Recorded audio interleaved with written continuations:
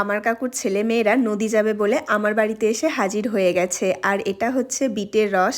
আমি যখন এই রসটা খাচ্ছিলাম তখন মুখে দেখে মনে হচ্ছিল যে আমি পাঁঠার রক্ত খেয়েছি। এটা দেখেই ওরা সবাই হাসাহাসি শুরু করে দিয়েছে। আর আমি লাল ড্রাগন খেতে খেতে নদী যাচ্ছিলাম, এদিকে ভাইটাকে খেতে দিয়েছি। এত বাজে টেস্ট যে সে মুখ থেকে বের করে দিয়েছে। এই যে এগুলো হচ্ছে আমার সাঙ্গ পাঙ্গ।